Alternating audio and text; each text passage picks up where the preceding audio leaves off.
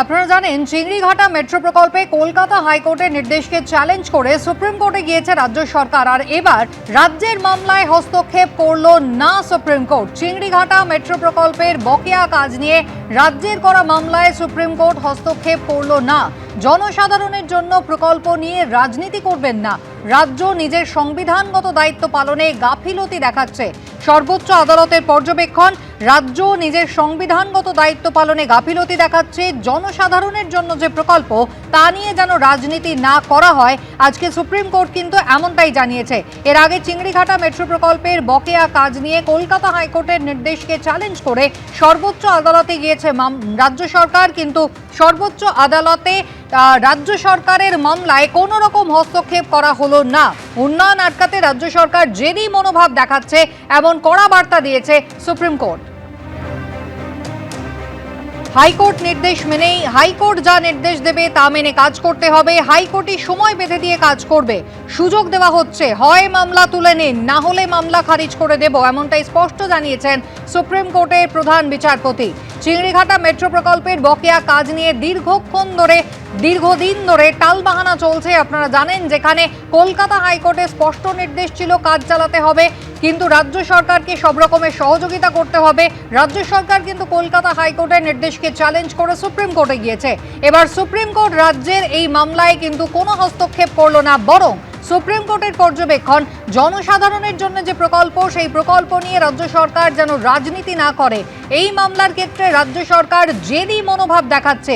নিজের সংবিধানগত দায়িত্ব পালনে রাজ্য গাফিলতি দেখাচ্ছে, এমনই কড়া বার্তা।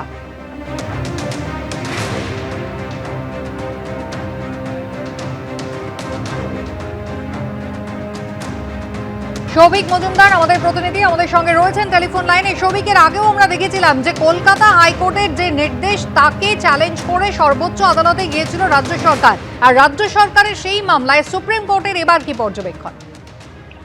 দেখো, সুপ্রিম কোর্টের পর্যবেক্ষণ রাজ্য সরকারের এই মামলার ক্ষেত্রে অত্যন্ত কড়া, এবং রাজ্য সরকারের দায়ের করা এই যে মামলা, সেই মামলাকে সুপ্রিম কোর্ট একেবারেই ভালো চোখে দেখছে না। সেটাও মাননীয় সুপ্রিম কোর্টের প্রধান বিচারপতি স্পষ্ট করে দিয়েছেন। তার কারণ, এই মামলার শুরুতেই তার যে মন্তব্য সেটা হলো যে এই প্রকল্প সেটা জনসাধারণের জন্য একটা প্রকল্প, সেই প্রকল্প নিয়ে অযথা রাজনীতিকরণ করবেন না। এটাই ছিল সুপ্রিম কোর্টের মাননীয় প্রধান বিচারপতি সূর্যকান্তের যে প্রথম মন্তব্য সেটা। ফলে তুমি বুঝতে পারছো যে এই মন্তব্য থেকেই স্পষ্ট হয়ে যায় যে এই মামলা ঘিরে সুপ্রিম কোর্টের অবস্থান ঠিক কি, এবং তার পাশাপাশি সুপ্রিম কোর্টের একেবারে স্পষ্ট হুঁশিয়ারি যে রাজ্য সরকার কি এই মামলা প্রত্যাহার করবে, নাকি সুপ্রিম কোর্ট এই মামলা খারিজ করে দেবে, সেই প্রশ্নও কিন্তু সুপ্রিম কোর্টের মাননীয় প্রধান বিচারপতি তুলেছেন। তার পাশাপাশি সুপ্রিম কোর্টের বক্তব্য হলো যে রাজ্য সরকার নিজের সংবিধানগত যে দায়িত্ব রয়েছে সেই দায়িত্ব পালনের ক্ষেত্রে গাফিলতি দেখাচ্ছে, এবং সেই উদ্দেশ্যে তারা বলেছেন যে এখানে অযথা উন্নয়নকে আটকাবার জন্য একটা একগুঁয়েমি বা জেদের যে মনোভাব, সেই মনোভাব তারা লক্ষ্য করতে পারছেন সরকারের তরফ থেকে। ফলে তুমি বুঝতে পারছো যে এই গোটা বিষয়টাতে সুপ্রিম কোর্টের রাজ্য সরকারের তরফে যে মামলা করা হয়েছিল, সেই মামলাকে সুপ্রিম কোর্ট একেবারেই কিন্তু ভালো নজরে দেখছে না।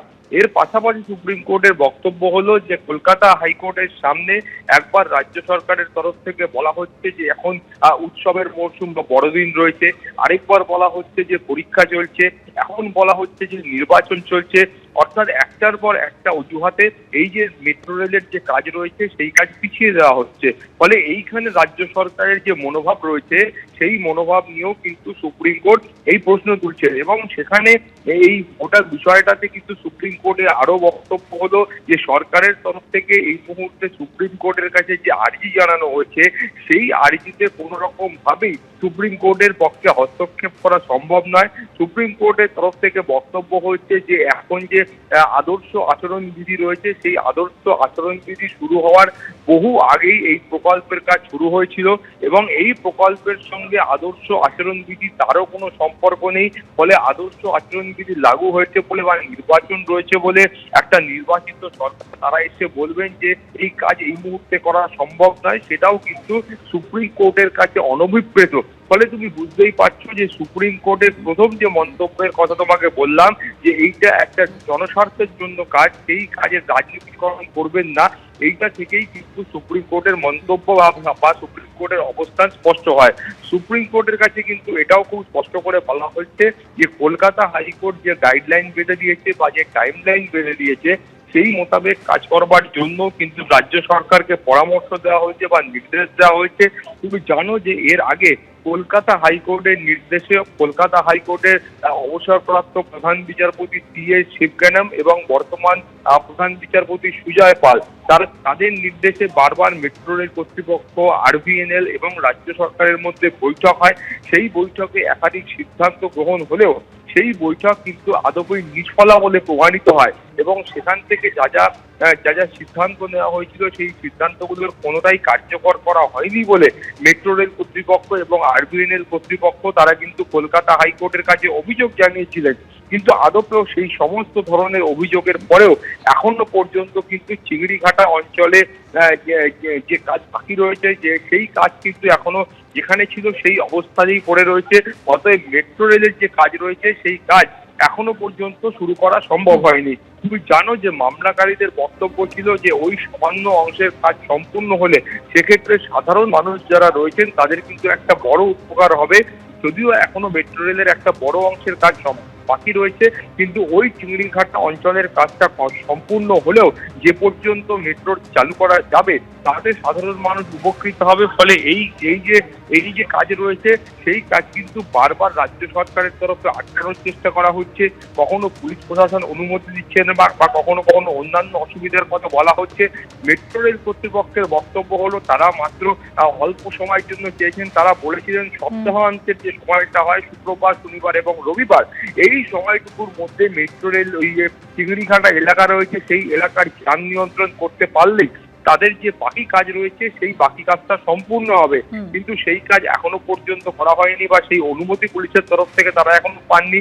মেট্রো রেল কর্তৃপক্ষের আরো বক্তব্য ছিল যে তারা এই মেট্রো রেলের কাজ করবার জন্য যে বিকল্প পথ তৈরি করার জন্য সরকারের তরফে প্রস্তাব দেওয়া হয়েছিল সেই বিকল্প পথ তৈরির কাজও তারা সম্পূর্ণ করেছেন এবং সেখানে কিন্তু ইতিমধ্যে পরীক্ষামূলকভাবে যানবাহন চলাচল শুরু করেছে। ফলে সেখানে বিকল্প যে পথের কথা সরকারের তরফ থেকে বা পুলিশের তরফ থেকে বলা হয়েছিল সেই কাজও সম্পূর্ণ হয়েছে।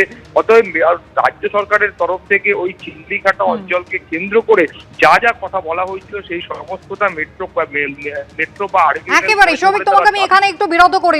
এবিপি আনন্দ এগিয়ে থাকে, এগিয়ে রাখে।